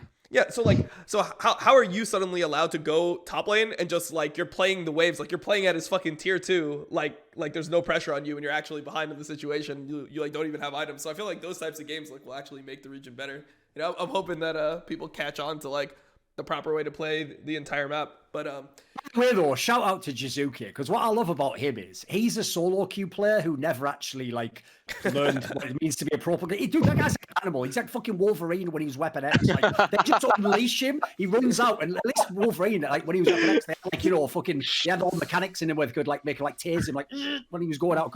This guy just fucking like he is just a solo queue player. He's either going to carry the whole game and be like 21-8-4, or he's going to be like 1-8-4. You know, like this guy's ridiculous. I thought it was just because he was in Vitality before. I've realised now, like, you know what? That watching Jizuke play in LCS has actually raised my estimations of Yamato Cannon as a coach. I thought he was a whack coach who thought you had to win the early game. I've realised now he just played that way around fucking Jizuke and Gilius. Like, Gilius always like gags at what, at fucking level 2 or something. And then Jizuke is going ham anyway, so you have to make the game around that. Otherwise, it doesn't work. You have to be winning at 15 minutes or the game's over, basically. Yeah, it's true. Yeah. You can't put Jizuke on a control mage and be like, all right, we're going to play like stable front to back team fights, you know, low risk, you know, high reward play. That's never going to fucking work with him. That's why, like, when they replaced him with Golden Glue, I actually sort of got it, because I was like, right, this obviously has nothing to do with how good the player is. You just want a totally different style of you want a normal mid laner, basically. Like, it's not that you think he's better than Jizuke, for fuck's sake. Well, I mean, I thought that whole change was so weird, because like I don't even think that it was about Jizuke and Golden Glue. It was just about Huni and Kumo. It was like, oh, they wanted Huni in instead of Kumo. But, you know, I mean, I guess Huni's looking, you know what? He had a good week, so maybe I'll lay off him. But I feel like his watch my video. I tore his ass up. Yeah, I mean, it's weird how he keeps on getting these opportunities. Like, I've never seen anyone like not ever have to take a step down. Normally, if somebody underperforms in like a team, or they get a good opportunity and they underperform, then they have to like go to like a worse team and then prove themselves again and then get another shot. But he just somehow like skips all those steps. Like this guy is incredible, isn't he? Like, I think it's just because he's talented. I think it's just because he's very talented. Like, that's a boring answer. That's just a real answer, isn't it? We were going to make a joke. Like, I thought I was going to say, obviously he goes in and he goes, look, this was some watching Korea, and then he goes, you know, the pendulum goes. Yeah, actually, let's just finish that. For $4 million a year. Yeah, you're right. That makes perfect sense. It is 2015, and this is Fnatic, right? Yeah, come on in. Yeah, fuck it. Give him another Brinks track, please. Another Brinks. Yeah, cool. Thanks, mate. Man alive. I mean, obviously, yeah, he's talented. That's a fucking boring answer, isn't it? Yeah. I guess I would just ask, like, where do you think that he's not able to like show his talent in these games? Because it feels like a lot of the time he's like a shell of him former self. He's not really like winning lane. He's not making a bunch of big plays outside of this weekend. I will say this weekend he played well, but he was good. Yeah. Yeah, I mean, up until now, we've seen another 10 games from TSM. It's hard to say. You never really know what kind of like problems are going on in players' head. Like it could be either personal, or it could be work related. It could be like him not liking something about the way his team plays around him, or it could be he maybe just underperforming. Like it could be like so many different reasons. But it doesn't like change the fact that he's like a good player, right? So if he just finds his form and he's played well this week, like you guys said, he actually has, yeah. So if he can keep that up, then he's gonna be like a strong player in the region. And if not, then if he just starts being like coin flip again, then he's gonna be very bad. And it just depends, right? I don't want to like say something because I don't know for sure. Like yeah. It makes sense. Do you think that TSM has any chance of being like in the finals versus you guys or TL? Oh, sorry. No. I'm seriously. Do you think that there's any other possibility? Yeah, go ahead. I don't know, man. Like I've been so surprised with them this week. They played honestly very well. It's like hard to say, but I will not like. You never say no to anything, right? I thought like 1 week ago they were looking like really bad. Mm-hmm. I think everybody has it right, but now they're looking pretty good. So it's like a lot of things can change very fast. They're for sure experienced players, and when you have experienced players, it's just about like I guess getting the same idea to play the game, and like learning what fits for your team, and obviously performing. You can't like do that and not perform. So. I mean, the other team we should talk about. Do you want a 1 minute little like prediction here? And the idea is you can go at the end of the split, and I'll either be so wrong that everyone can laugh and say what a boomer I am. I don't know anything about League, or it'll be straight fire and everyone just shut the up in about 2 months from now. Okay, perfect. So here we go. Clip it. Here's the whole LCS for you. It's only going to be like a 4-minute clip or something. So get ready. Start the timer. So basically, like you can have sex twice double lift, right? Basically, here's what's going to happen.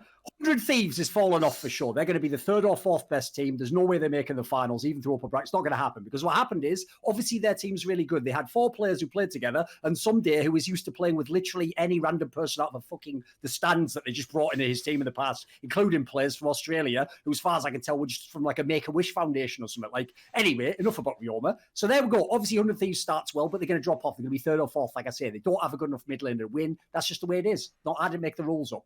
Cloud9's going to be pretty good. Obviously, we all know there's a certain person in the top lane. We're all sort of a little bit, the jury's out. I don't know if they're going to win yet. But then again, I think the team that's going to contend with them is Team Liquid. I think they started pretty badly. They're going to turn it around, though. They're going to figure out their style. Right now, they have no style. They've completely fucking lost. That's actually a good thing in the sense that, like, you haven't seen the best of them. I think I've already seen like 85% of what I'm going to see from 100 Thieves. So when Team Liquid get their shit together, it's between Cloud9 and Team Liquid for the championship. Where's TSM and all this? TSM's going to be like 5th team, 6th team or whatever. I actually think of the other squads, Dignitas is going way down. There's no universe that team's winning in. Sure. Evil Geniuses is dropping off. It's got definitely, for fuck's sake, and it's a team fight region. Shut the fuck up. I watched him all the time when he was a Froggen and Golden Guardians. He ain't getting it done. He's going down. I think FlyQuest actually rises and maybe gets that last playoff spot. Immortals, despite the fact that their roster looked a bit cynical, probably is like the one contender with them for it. And then after that, who gives a fuck about the other 2 teams? They're just joke teams, aren't they, anyway? So there you go. There's the whole split for you in about 3 or 4 minutes. You can skip watching now if you want. Just come back in about, what is it, like 4 weeks? No, probably about 9 weeks, and then it'll be done. So let's see if I was right. Yeah, I mean, I agree with you with Teal. Like, for sure, Teal is going to step up. And I think there's a chance. Was there anything from your perspective that was way off or like ridiculous? No, like, I mean, honestly, like TSM? As much as sometimes you talk, you spit some bullshit, but it was pretty. I think I could agree with you here. I could agree with you here. I mean, I think TSM. I think the only one is like TSM could be better than what you mentioned. If they continue their growth. But definitely, I think TL is just not playing like what they are good at right now. And they're like just trying different styles. They're trying like a bit more like different chance mid, like a bit of Zoe, a bit of Ryze, and this kind of styles are a bit different. And then what they usually play is like heavy team fighting. And I think they're for sure like they're one team that's going to be contender in the end. Yeah, I mean, I'm pretty much with you. I mean, the 100 Thieves thing, I think you hit specifically on the head with like Demonte. I know he can do this roam style well, but what happens when people just start getting him off of it? Like, he doesn't get to play TF anymore. He doesn't get to play Galio, and he's forced into like control mage versus control mage matchups against people like Jensen, PoE, Perkz, like all these, like Jizuke even. is he going to be able? Feels like he always has champion pool issues every year, mate. Like he's a good player. He's not terrible, but I think he's just like above average, all average, in LCS.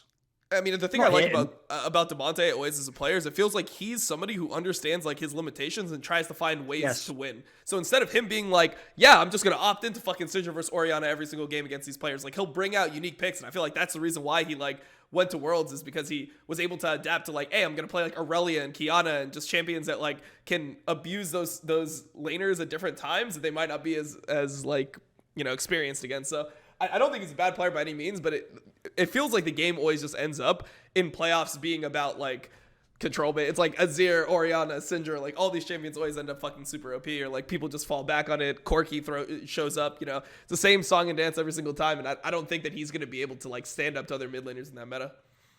Do you have an opinion on Damonte? I mean, you've played a bunch of games against him so far. You've played what, like 7 games against Damonte on stage so far? Yeah, I mean he does fairly well. Right now, I would say. I think there's like some champions he's good at. But it's like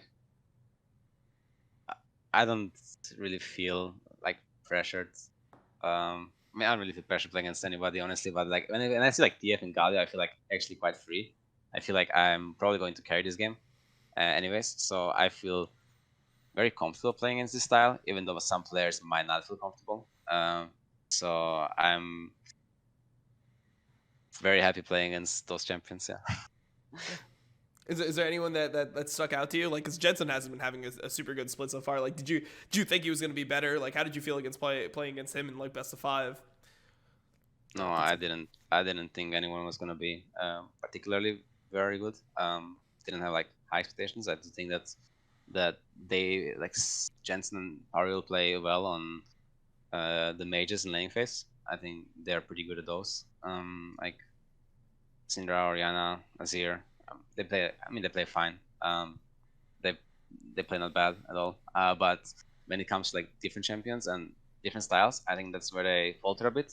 I don't really know who in NA plays different styles. I feel like Palafox, he does, and he tries to play more champions. So that's gonna be interesting to see how he develops as a player. So let's just I guess see and wait and see who actually performs well. Like Jensen. Do you actually have any kind of like pre-existing relationship with Jensen? Like, do you have a right as your friend, as your rival? What's it like? Because I don't actually know you two. In that sense. We used to like play a lot of solo queue together in season 4, 5, and we used to like be on TeamSpeak and shit. So we are friendly. We haven't spoken in a long time. We used to like chat quite a bit, like in season 8. I think when he was at Worlds with Cloud9. Like then as a Midlaner. So it's like I know him, but it's like we're not like super close or something. But it's just fun to play against him. Like sometimes we emote, sometimes we chat a bit, So I was expecting the banter, man. I thought we were expecting the banter because, you know, he came out that clip that everyone was going crazy about where he said that Niski was, you know, like a better fit for Cloud9 than Perkz was. So I wanted Perkz to just really you know, nail it home. Spicy for sure. What did you think of that? I mean, Lion does not care about the opinion of the sheep. Okay. Here's the problem, though. I will say this. That was an example. I actually do know Jensen, but I never talked to him about that. So I will. This is pure speculation. But like, I usually have a pretty good read on like how people are, because just from interviewing them, like how serious is what they're saying, are they saying it for PR? I think he already said that for banter. I don't think he believed. Yeah, that. I mean, that was one of those double lift ones where at the start of the split you trash the guy, everyone says he's going to be your rival, but then when they beat you in like week 7, I think it was a good one. Yeah, like you lose first game, you play like you want to go 0-7, not 0-7, like 5-7, and someone says it's like it's good banter, you know. I think it's good. It was. I would say it to if I was. Put it this way: if we had like a fucking truth serum and we like strapped Jensen down and injected him, there's no way he would say, "Yes, I really think Niski is better for Cloud9 than."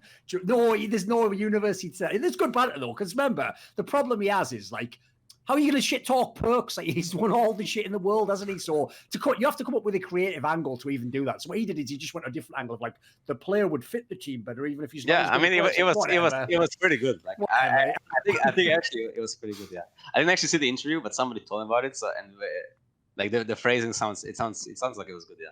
And by the way, there's fucking pressure on Jensen now because let's be real. If we look at name value, It's only you and him at the mid lane position in this region, mate. Like, Jizuki has always been like a streaky player, and the rest are all just fucking NA mids. PoE.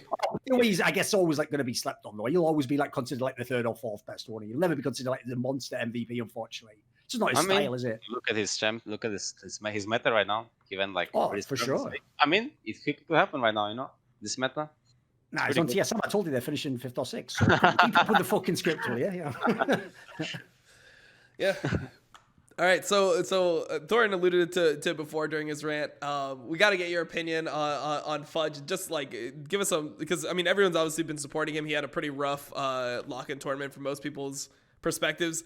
Is there something that people miss, or was it just like, you know, he's a new player and he just wasn't playing well in that tournament? Like, how do you evaluate him? There's like so many perspectives. Like if you think about it, like playing Academy, which is like different than playing on LCS and playing against people who have like world-class experience. Like let's say Afari and some of the people who are good at playing on top, and their teams are usually good at playing on top. And also we had like a wrong kind of, I would say wrong with the meta. Like we were giving them this basically like weak champions lane always, just playing for team fights and playing like we were trying to groom some meta with like Kindred and other champs, and it was like not working out very well for us. Maybe if we played better, it would have worked out right. But he was being put in poor situations, and also we were like mid jungle was not playing really well around him, and we're not really playing like super well as the trio top set. So I think after that he's become much more aware of what top lane is actually like, like high pressure games, I guess, or like people who actually play around top. So we just became more aware of what we need to do to help him win, and what he also needs to do to help him win. And he's been like improving pretty fast. And honestly, he might be one of the players I've really enjoying working with in my whole career, because he just takes Christian so well, and not only that, he's also applying everything that everyone has been saying to him. He's like 4 coaches and we have teammates, and he's the guy who came from Academy, right? And he's the guy who like puts pressure on himself to like perform by shit talking and shit. So he's just doing really well, really good job. And I do think he has like more to show. So he's gonna be even better. Yeah. I always had high hope of him, because he's been like playing really well in streams and like solo killing people in like different matchups. So that's why I have like also pretty high hope. I think I have a unique take on this one, Dom. At least I haven't heard anyone on any of the shows give this about Fudge. Because here's the thing, right? Obviously, I don't watch him in scrims, so I can't actually give any prediction as to whether it'll be good. I agree, in his first games at actual pro level, it hasn't looked great. But this is my angle, is... right. One, remember, he's not an import player, essentially. That's why they have to have him in the team. So this is where I feel like fans have been really unfair, because who the fuck else was the options, right? They're all going to immediately jump in, Dom, and go, Licorice, of course, keep Licorice. Are we all just going to pretend Summer Split never happened? That guy fucking inted the shit out of every of it. All the playoffs, all of it. Like, that guy dropped off like a mother. All of y'all wanted him cut when you thought you could get Alfari or someone's an import top laner. So shut the fuck up. Like, who else was available? Like, Haunter doesn't even play anymore. He's on an academy squad. Like, there's barely any NA top laners. Like, in this one, and by the way, the ones that are the residents from, they cost fucking millions. They're so expensive. So in context of making this team, I get why they did it. Like, I don't think he's as good as Alfari, obviously. But in the context of this team, I get it. So I get why they gave him a chance. Secondly, listen, as bad as he was in some of the games, this isn't like Rioma and Destiny, where you could literally watch those guys 4 games in and be like, this guy's never going to make it. Look at this shit. Like, he doesn't even have the mind for the, like, doesn't even know what he's doing. Like, and he looks scared, or he just ints. Like, Fudge, at least this is the angle I'm going to end on. I actually think, right, the only reason he's really getting shit on now, and why everyone's deleted, like Men in Black style, what happened in the summer for Cloud9 with top lane, is because he talked shit. So what happened is, because he talked shit and he's not from America, people want him to fail. It's like they wanted Perkz to fail when he said he was going to come and dominate NA in the lock-in tournament. Dude, 2 games in, people were like, he's already fucking failed. Look at that Yorn game. It's like, I'd maybe give him a little bit more than 2 games to play in the entire region. So this is my angle. The reason why I actually, even though I don't know from my eye test that he's going to be good, the fact that he talked shit is very different because there aren't many players in LCS who are rookies who come in saying everyone else is shit. That actually suggests to me, by the way, that he might have the mentality to actually push through all this criticism and make it. Because you know what? This reminds me of a guy in this call. All those NA fans now who flipped around and last year were calling Perkz the GOAT of the West. Y'all were the ones saying he was trash after Season 6 Worlds and after MSI. You were the ones loving it that an EU mid laner was a champion and failed. Well, how did that work out for you? I'll tell you what, boys, I'll translate it so that you 14-year-olds know what I'm saying. How did that age? How did that take age? I believe it was a big oof. Sit down. I mean, I think you actually I didn't consider the like shit talk and not being from America angle, but I think it actually makes a lot of sense because if you see like Niles has talked so much shit as an NA top, right? Like he's like tweeting at Finn before the game. He's like, yeah, man, like you ready to get like shit on stage? Like you're gonna get top capped and stuff. And he loses and people are like, oh, Niles, like good try, buddy. But like when Fudge does it, you know, they came for his head. They're like, yeah, I mean, we just like, you know, we want him to you know get the fucking axe already. I don't know if you heard this, but he had the perfect reply as well. He had like a Mithy style reply. He just said, it's not that it's not that I don't think I'm shit. It's just that I think they're shit as well. I thought that was straight fire. That's good banter. Yeah, he's like, yeah, they all are shit, but I'm shit too. Like respect. Like that's legit. Yeah. Seems like he has a good sense of humor anyway. Oh, yeah, there's one other thing as well I should have thrown in there. The other reason, Dom, he also gets shit is because he went on all those streams with fucking LS, etc. Like, if you go on those streams, you are going to get a lot of criticism because obviously you're just criticizing everyone the whole time. It's basically LS and Nemesis' shtick, isn't it? So if you criticize other people a lot, look at that point. It's even fair that they criticize you. But I think that whole thing's overblown. Like, listen, whether he makes it or not, it's not about him talking shit, is it? It's whether he's good in the fucking game. Yeah, we'll have to see.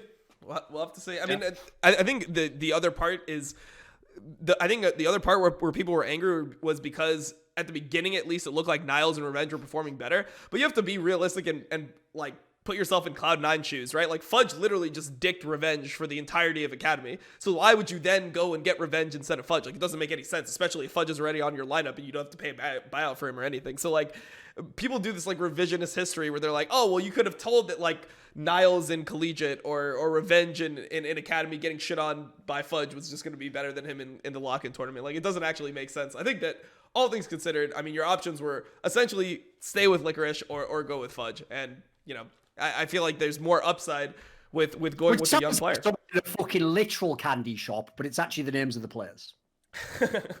They did a whole thing about that, man. Did I miss it? Was that on LCS or something? Yeah, they did a whole thing about like they were arguing about what the better candy was. Hacky, because I know if they actually did that on LCS, it was a fucking whack angle that was probably hacking. I apologize to all the fans of the show that I ever did anything that someone on LCS would consider funny and put on the air. I will now proceed to do a fucking whatever that ninja. God damn it, man! I just got the co-streams back, and now I'm gonna get banned again. I'm forgetting his name. What was his name? That guy that they had on LCS last year who was doing all the like disco parties and shit. What was his name? Sushi Dragon.